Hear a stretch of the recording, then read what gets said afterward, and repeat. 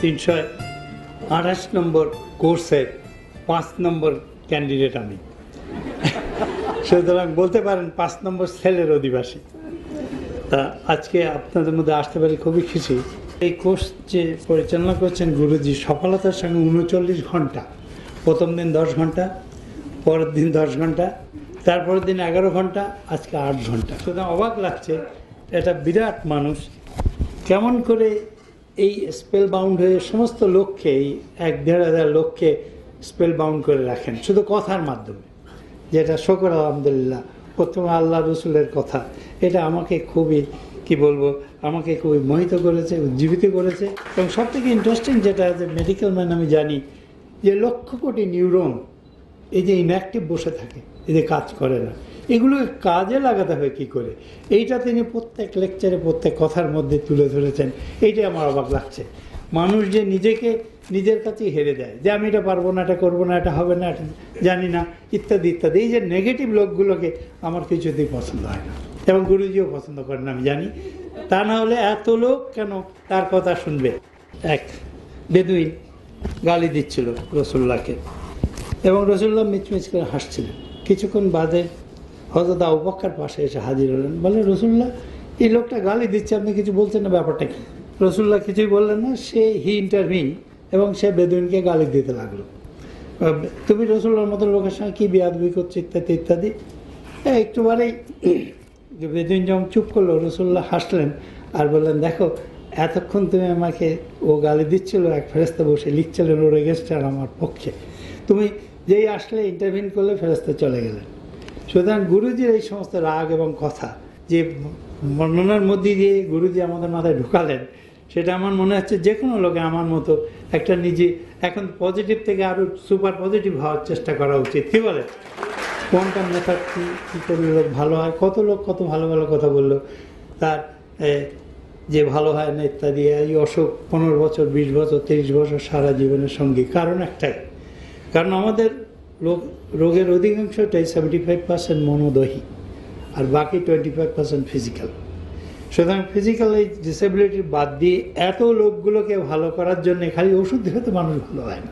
অনেক সময় রুগী আমার কাছে আসে, আমি বলি সামান্য ওষুধ কেন এসছেন, সর্দি কাশি জ্বর যে কোনো লোক ভালো করতে বলে স্যার কথা তো একটাই, আপনার যে আশ্বাস পেলাম এইটাই আমার ভালো হয়ে যায়, কোনো ওষুধই লাগে না। অনেকে বাড়ি গিয়ে হাসেন, আমি বলি আর ইউ জোকিং, ওষুধ লাগে না, এত ঘন্টা বসে আছেন, পয়সা দিলেন, ব্যাপারটা কি? বলে এই যে আস্থা, এই যে তিনি কোয়ান্টাম মেথডে আপনাদের যে উদ্বুদ্ধ করতে পেরেছেন, এবং আপনাদের যে তার সঙ্গে একাত্ম করে এই 39 ঘন্টা ধরে রেখেছেন, এই জন্যই গুরুজিকে অশেষ অশেষ ধন্যবাদ ও কৃতজ্ঞতা জানাই। সকল আলহামদুলিল্লাহ। এবং পরের বাদে লেখা আছে, বদলে গেছে লাখো জীবন। এই কথা দুটো যে এত তাৎপর্যপূর্ণ, এই 39 ঘন্টায় আমরা এটা বোঝার চেষ্টা করেছি, এবং তিনি সফলভাবে আমাদের মধ্যে এই জিনিসটা ঢুকিয়ে দিয়েছেন। অনেকে প্রশ্ন তোলে এটা ধর্মভিত্তিক কিনা, এটা অমুক কিনা, এটা ওটা কিনা, কিন্তু 100% এটা রিলিজিয়নের সঙ্গে রিলেটেড। কারণ আমরা আল্লাহ রসুলকে বাদ দিয়ে, বা আমাদের ধর্মের, আমার ধর্ম কেন, যে কোনো ধর্মের, হিন্দু হন, মুসলিম হন, বা খ্রিস্টান হন, বুদ্ধিস্ট হন, সবার যে একটাই ধর্মের ভালো কথা, লোকের ভালো করো, উপকার করো, সাহায্য করো, ইত্যাদি ইত্যাদি। গুরুজি তার এই কোয়ান্টাম ফাউন্ডেশন মাধ্যমে লাখো লাখো জীবনকে পরিবর্তন করেছেন। আমাদের সুযোগ হয়েছিল লামার শিশু কানন দেখার, এবং আমি জিজ্ঞেস করলাম, আপনি এত জায়গা থাকতে লামা বেছে নেন কী করে? বিশ্বাস করেন, সেই লোকগুলো যে এত অবহেলিত, যে 45 বছর জীবনে সে জীবনে মাংস খায়নি। আপনি এটা শুনলে আমার অবাক লাগে যে 45 বছর জীবনে একটা লোক মাংসের আস্বাদ পায়নি, কেমন দেশ? অবশ্য সভ্য দেশের লোক আমরা। সেখানে একটা হাসপাতাল ওপেন করলাম, মা ও শিশু হাসপাতাল। আমাদের উদ্দেশ্য একটাই ছিল যে সেখানে শিশুদের এমনি চিকিৎসা ব্যবস্থা কী করে উন্নত করা যায়। শিশুদের আপনারাও ভালোবাসেন, আমরা ভালোবাসি, গুরুজি মাঝি সবাই ভালোবাসেন কারণ কি? এরা তো স্বর্গের ফুল, ইহাদের করো আশীর্বাদ, ধরায় উঠেছে ফুটে শুভ্র ফুলকুড়িগুলি, নন্দনে এনেছে সংবাদ। কবিগুরুর লেখা। সুতরাং এই যে কথাগুলো কবিগুরু বলে গেছেন, মাঝি, গুরুজি এবং আপনারা কোয়ান্টামের অধিবাসী তাদেরকে আপন করে নিয়েছেন নিজের ছেলের মতো, নিজের আত্মীয়র মতো।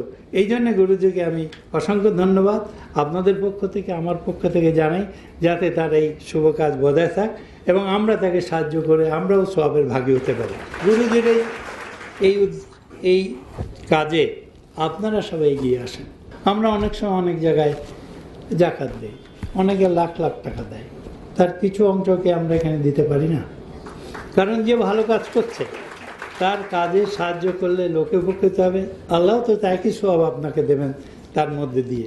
সুতরাং আজকের এই দিনে আপনাদের কাছে সবার আবেদন, আপনার জাকাতের একটা পোর্শন এখানে দেবেন, তাহলে তাদের কার্যক্রম স্থবির হবে না, উত্তরোত্তর বৃদ্ধি পাবে।